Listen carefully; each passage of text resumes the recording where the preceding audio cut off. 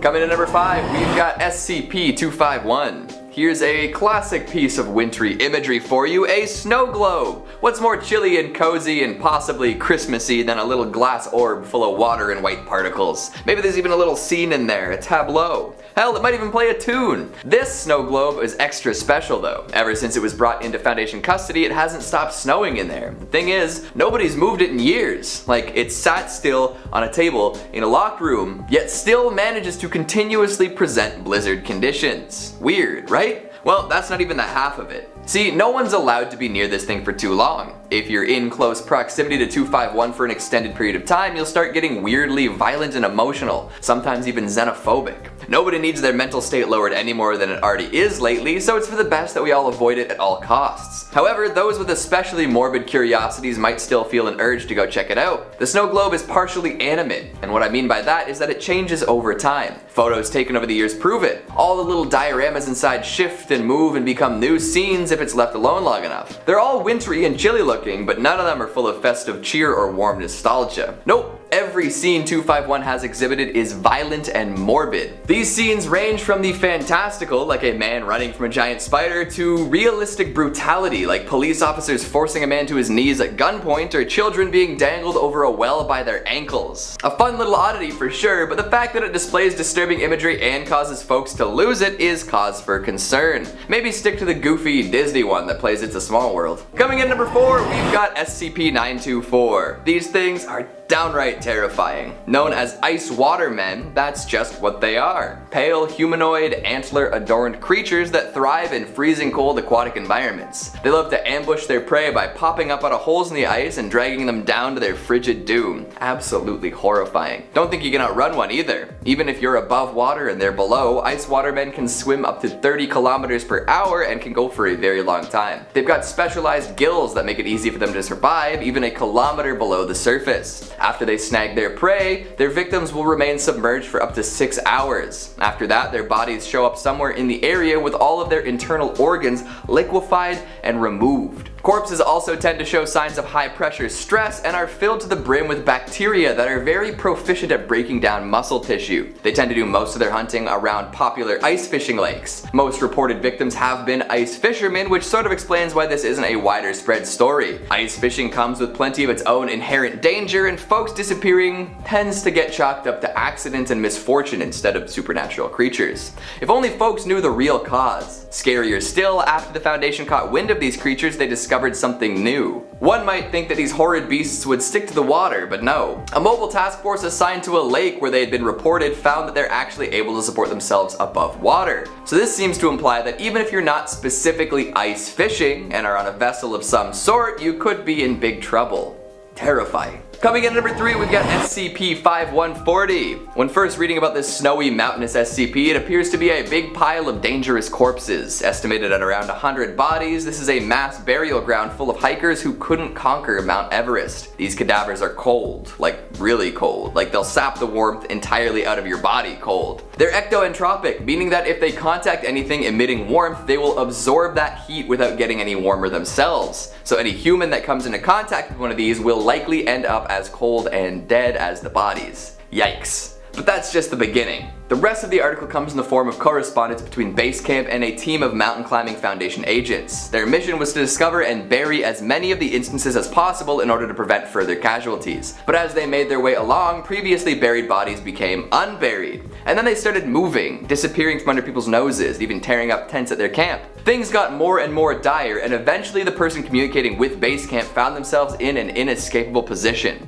The corpses seemed to be everywhere, outnumbering even the highest estimates of what was possible. One by one, team members were assimilated into the frozen mass of bodies. Communication was soon after cut off. But there's even more, if you're willing to hear it. After this incident, a more in-depth analysis of the mountain was performed, and the results were terrifying. See, folks had assumed that Everest was covered in bodies, right? You know, just the adventurers who tried to scale it and didn't make it. But there aren't just bodies on the surface. There are bodies inside the mountain. In fact, 45% of the mountain is estimated to be bodies, and that number is rising faster than it should be. Coming in at number 2, we've got SCP-3799. Watching the snowfall can be mesmerizing, right? But be careful. That magical crystalline powder can be deadly. It's cold, it's slippery, and it doesn't give a good goddamn about you.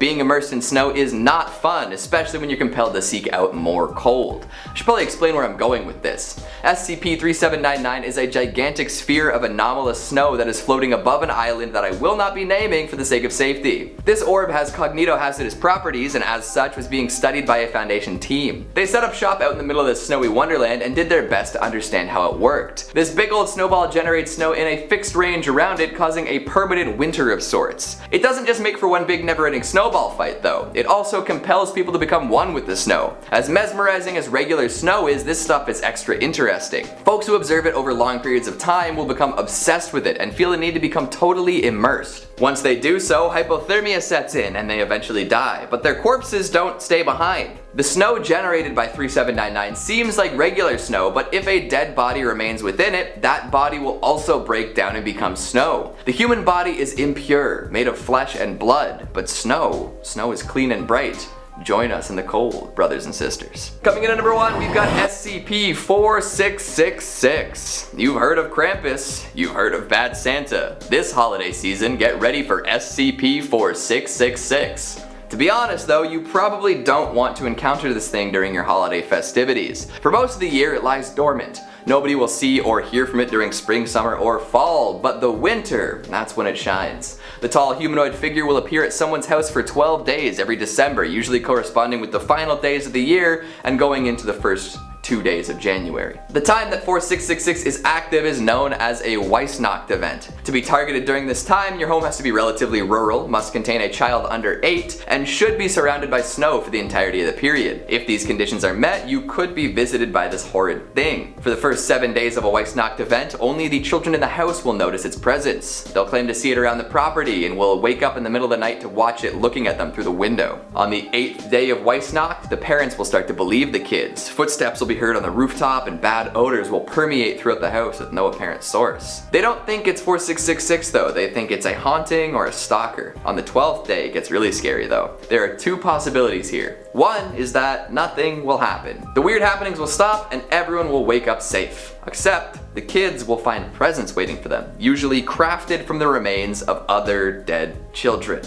Oh. However, this happy ending only occurs about 15% of the time. The other 85 sees everyone in the house being killed save for one child. Said child is then kidnapped and brought to an unknown location. These killings are not pleasant, often taking on a ritualistic feel with family members first incapacitated and then killed in sight of each other. Not fun. There have been some accounts of the terrible hovel that the children are brought back to, and it feels a little like a cursed Santa's workshop with the kids forced to make toys out of the bodies of other kids while eating meager meals. So while you cozy up by the fire this year, try not to think of this dark version of wintertime rituals. Coming in at number 5, we've got SCP-1529, the King of the Mountain. We talked about a mountain being mostly human beings last time, so why not talk about something that may actually add bodies to that mountain? It's actually still Mount Everest, but seeing as there's no true SCP canon, you'll have to decide which one works better. Or they can be copacetic and share the mountain. It would make sense that this monster was adding bodies to the big pile. Who knows? 1529 is a humanoid individual living atop Mount Everest. You know, past the 8,000 meter death zone where human acclimatization is believed to be impossible. Nice. What does this freezing cold and possibly high up human do? Well, it usually tends to climb about the peak and generally be elusive. See, it looks like it's wearing all sorts of warm, cozy winter gear, but nobody knows whether that's part of its body or something that it is like put on and worn. This lack of knowledge about it is mostly due to the fact that nobody's really seen it up close and lived to tell the tale. Some folks claim that they've seen it via telescope or that someone managed to snap a picture of it, but none of these tales have been backed up by proof. If you're a person who thinks you've got a chance at making it to the top of Everest, maybe rethink your plans. People that make it past the 8,000 meter mark will likely find themselves staring down 1529, and if you do make eye contact with it, you will fall into a hypnotic trance of sorts. Bad news when you're climbing dangerous mountains, don't you think? So while under the influence of 1529's hypnotic effects, people tend to feel pretty warm, cozy, and safe, and decide that it's a good idea to take a seat, relax, take a load off, hang your hat, which invariably leads them to succumbing to hypothermia and dying. Oh boy. According to one person who has managed to get away from the thing, miraculous I know, you'll see lots of pleasant images featuring other climbers that didn't make it and really feel like taking your mountain gear off and pretending you're on a beautiful sunny beach. No pina coladas though. But that's how it gets you to stay, you know, forever. Coming in at number 4, we've got SCP-880. I always knew Quebec was bad news. That's mostly informed by my experiences in Hull as a young adult, but hey, when a made-up danger presents itself, it's nice to feel vindicated in your ill-prepared beliefs. This SCP is a town in Quebec that exhibits all sorts of anomalous characteristics. First off, the town always seems to be experiencing an insane blizzard. Like anywhere between 20 and 24 hours of the day, you can expect some very heavy snowfall. The thing is, the snow isn't actually falling. The amount of snow within the boundaries of 880 stays the same at all times, with powerful winds creating near constant snow squalls that give the illusion of a blizzard. So that's weird, there's no new snow added, it's just always moving. Weirder yet is the fact that the snow never seems to pile up anywhere, and it's never been measured at a depth greater than 16 centimeters. And to top it all off, anyone and anything that has entered 880 during a snowstorm has been lost forever, a victim to the snow, never to return. As far as anyone can tell, nobody lives in this town, which is odd, especially considering that every structure seems to be in consistent full repair. So who's keeping these buildings from falling apart? Plus, any items pulled from the area tend to be a lot warmer than the cold air around them, and usually lack any signs of microorganisms. That means that fires are constantly glowing with embers, and food that's left out doesn't seem to go bad. It's hard to explain what's going on here, but for now it seems like a place that is trapped a bit of winter within a interesting boundary. Coming in at number 3, we've got SCP-649. And speaking of stuff full of winter, ever heard of a matchbox that causes snow? No? Well, me neither, until I found out about SCP-649. At first glance, this rectangular prism made out of cardboard appears to be an average matchbox. 32 little pieces of wood inside, each with a very flammable tip. Although most matches tend to be red, these guys are blue. If all you were to do was to look at SCP-649, nothing exceptional would happen. The anomalies begin when you crack that sucker open. If the box is open and is left open, winter will be coming. Give it 15 minutes or so and watch the winter wonderland come right to you. After that period of time, strange, chilly stuff will start happening. The area in which the matchbox is situated will experience rapidly dropping temperatures and super strong gusts of wind. All of this is true even if the matchbox is situated indoors. This effect will continue until the area reaches temperatures of around -30 degrees Celsius and snowfall hits around 3 meters deep. At that point, the radius in which the effects persist will increase. Slowly and steadily, the snow and cold will spread, taking over all sorts of new ground with crystalline glory. Not exactly what most folks are looking for from a matchbox. It seems that the only way to stop the chill from spreading further is to shut it. Otherwise, it'll keep going, freezing its way across the world. Holy smokes. Now, on one occasion, the Foundation performed extensive testing on the matchbox. They left the box open for close to 2 hours. During this time, the laughter of children could be heard, and some of the D-Class personnel were actually spotted being brought through the walls of a test chamber by small humanoid figures. It turns out that these little kids were leading away the D-Class who had children that died before adolescence, and they weren't seen again. Coming in at number 2, we've got SCP-722. You like snakes? What about giant ones trapped in ice? Pretty wicked, right? Well, you might find this one a little less cool once you find out what happens to people who behold it in person. Okay, let me start from the top here. Years back, some Greenpeace environmentalists came across a very peculiar glacier while making a documentary about the climate change in Greenland. There was a complex series of tunnels running throughout the massive ice and snow, and the documentarians decided to explore. They came across what appeared to be a gigantic snake, frozen and asleep. Camping out in the glacier, they thought they had made a miraculous discovery. Too bad it killed them. Not by any way you might expect though. These activists were taken off guard by the necrotic effects of the toxin excreted from this serpent's skin.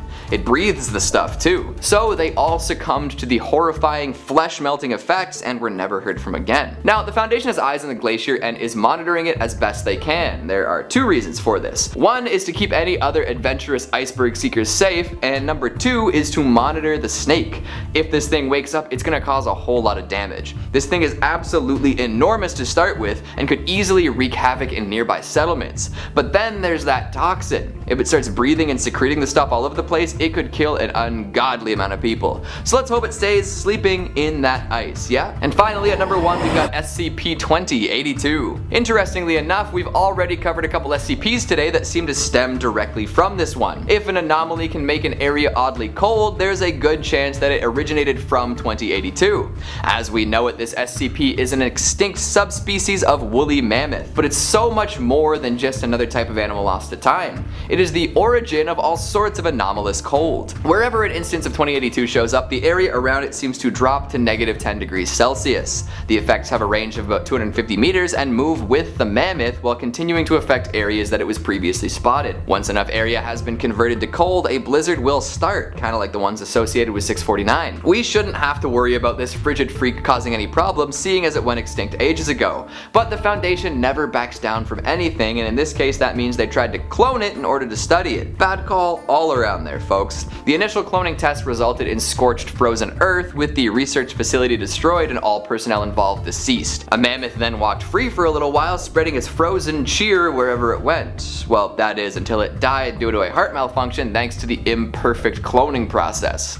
Way to go, team. Coming in at number 5 we have Nicolabi. The Nicolabi is a winter monster who dwells at the deepest depths of the sea. The monster is a type of demon. Its appearance is that of a horse, but it has the upper body of a man coming out of the middle of its back like a rider. The arms of the man-like part of the animal are large and drag along the ground with the head rolling back and forth. The man part of the beast is limp and lifeless. For the majority of the year this demon is trapped in the sea by powerful sea spirits, but during the winter it is able to rise from the water depths.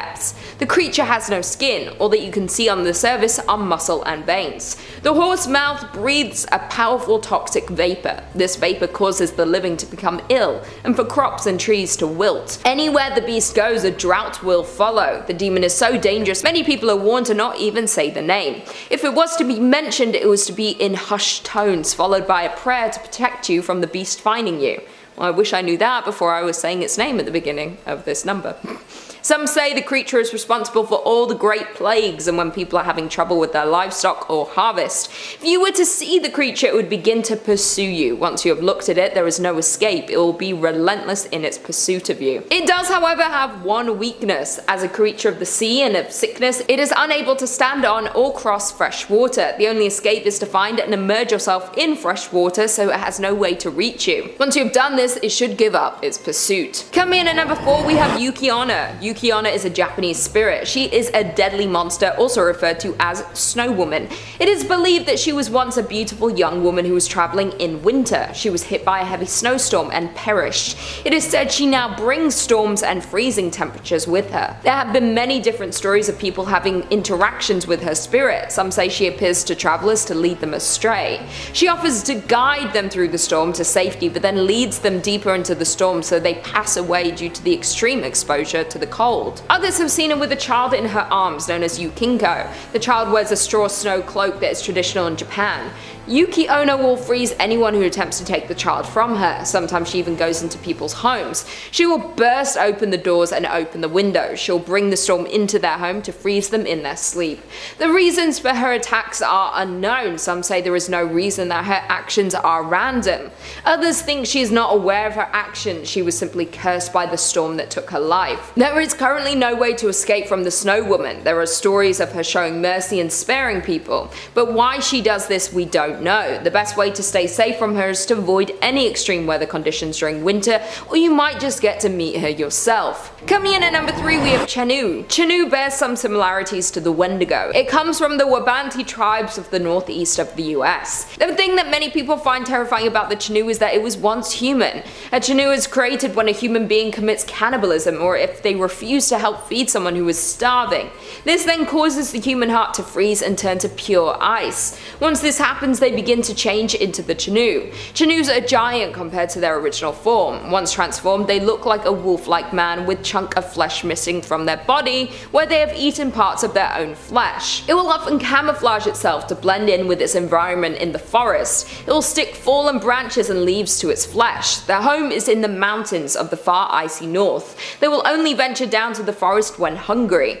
They'll often come across unsuspecting campers or lost hikers. They take many lives during the winter due to tourists visiting for the ski season. Once someone has been turned into the Chanu, there is still hope for them. There is a special medicine known only to the local tribes. If they drink it, they will vomit up the heart of the ice, and of anyone they may have consumed, and they will turn back into a man. The only other way to stop a Chanu is to trap them. Often it's impossible to save the person they once were, as they rescue to drink the medicine once transformed. They are powerful and angry creatures. They can be almost unstoppable if you had to face them in combat. Once being human means they have the same intelligence as we do and cannot be tricked like you might be able to other beasts. The tribes often told the story of the Chanu during winter when food was hard to find and they would often not have enough to go around. It was to deter them from turning to cannibalism to survive. Fair enough, just don't eat people. Coming in at number 2, we have Ijark. The Ijark is a powerful spirit. The story goes that they were created when they wandered too far north. They went to the coldest northern point they could reach. They say that they ended up getting caught between life and death. While they were trapped within this void, they became a shapeshifter. Having crossed the veil of the living, they were able to bend it to their will. The only thing that the shapeshifter cannot change is their blood-red eyes. This is the only indicator that the person is an imposter who has changed into their current form. Its true form looks like any usual person until you see its face. Its eyes and mouth are sideways. It's said that if you were to look at it directly, it will disappear, but people have seen it from the corner of their eyes and have been able to create a description from this. It is said that they target unsuspecting travelers. They will disorient them so that even if their destination was in sight, they would become lost and led far away from the path they were on. It is said they would often create and live in colonies together and will confuse those who track them down to stop anyone from entering their territory. Sometimes, however, when they choose, the living does enter their realm. They will drag the living to the realm of the undead. Many people will have had an experience with these beings and never knew it. They leave you stranded with memory loss. You will suddenly feel lost, unable to remember where you were heading in the first place. Do you think you have met one before? I probably have. I've been around. And finally, in at number 1, we have Yeti. The Yeti, or abominable snowman, is probably the first thing that you will think of when it comes to frozen creatures. Mentioned a lot in popular culture, the Yeti had quite a name for itself. Although many say that it doesn't exist, there have been many times when it's caught on camera. The creature is tall, is an ape-like being. It comes from the Himalayas in Nepal. It's covered in soft white hair, like fresh snow, as to blend in with its environment. It is known to attack if humans come across its habitat, or even wonders to local towns. The old tribes of the area used to worship the Yeti as a spirit of nature protecting the mountains. The creature is terrifying to encounter with large teeth and claws. While stood up, it towers over all the animals and humans.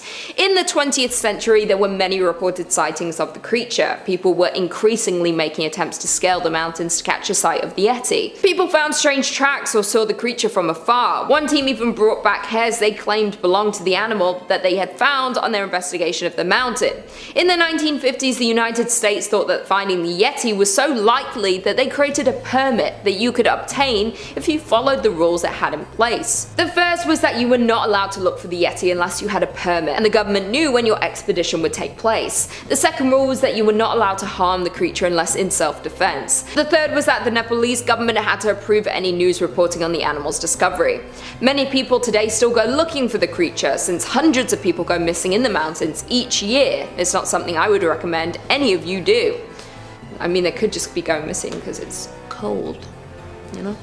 Bit of a chill. Number 5 on this list is The Last Winter. The Last Winter is a horror movie that was released in 2008 and stars Ron Perlman, James LaGrosse, and Connie Britton. The movie is directed by Larry Fessenden and is centered around the brutal environmental elements that come with winter. The plot description is as follows. Sent to evaluate the environmental impact of oil drilling in the Arctic, James Hoffman clashes with the drilling crew's chief who wants to get the job done. Strange events begin to plague the crew and they are soon cut off from the outside world. Hoffman and the crew feel the force of Mother Nature's wrath, and there's no visible escape. In all honesty, this is one of the few on the list that I haven't seen, but based off of the many reviews, it seems like the perfect winter horror film. Den of Geek writes, "The Last Winter benefits enormously from its massive and utterly flat Icelandic locations and the sense of isolation and emptiness that they provide. The cold is also an ever-present threat, making us aware that nature can be a formidable danger even without manifesting itself as ancient, angry spirits." And personally, I really like this idea for a horror film because rather than making winter just part of the environment, it actually becomes the main obstacle for these characters. And I imagine that it triggers a bunch of other things as well. It's one thing to watch a horror movie about some crazy monster, but it's a whole other thing to watch one about the environment. This is something that could actually happen. Like maybe one day we're in a plane and it has to have a crash landing, and just like that, now we're stuck in the winter wilderness having to fend for ourselves. I'm gonna be making an effort to watch this movie very soon, and from what the internet is telling me, I recommend that you do the same. Number 4 on this list is Frozen. Alright, so I know what you're thinking. When did Disney's blockbuster musical turn into a thriller survivor film? And I'm here to tell you that it didn't. Anna and Elsa are still happily building snowmen. The characters in this movie, though, aren't quite as jolly. Directed by Adam Green and released in 2010, the film stars Shawn Ashmore, Emma Bell, and Kevin Zegers, who play 3 friends that get stuck in a very dangerous spot. The premise is super simple. As a winter storm approaches, 3 people become stranded on a chairlift high above the ground after a ski resort closes for the night. For those fellow skiers out there, I know that we've all had this thought before. What if I get stranded on a chairlift? What the heck am I gonna do? This is the question that these 3 friends have to deal with the entire movie. What makes this thing more difficult for them is the fact that it's blistering cold out, and sitting high in the air in a chairlift isn't really keeping them super warm. Also, the fact that on the ground there are some very hungry and very aggressive wolves waiting for a nice tasty meal. Ed Koch, who's a top critic on Rotten Tomatoes, writes, "Frozen is a tour de force, not because of exceptional performances by the actors, but rather the outstanding directing by Adam Green, who also wrote the script. The script gave Green a limited area within which to work, and he carried it off superbly. I will give you a fair warning, this movie is pretty gory, but I feel like that's to be expected from a winter horror movie involving a pack of hungry wolves." Number 3 on this list is Misery. Misery is a very simple horror movie that's so riveting and scary due to the performance by the actors on the screen. The movie's based on a Stephen King book and is arguably one of the few times that the film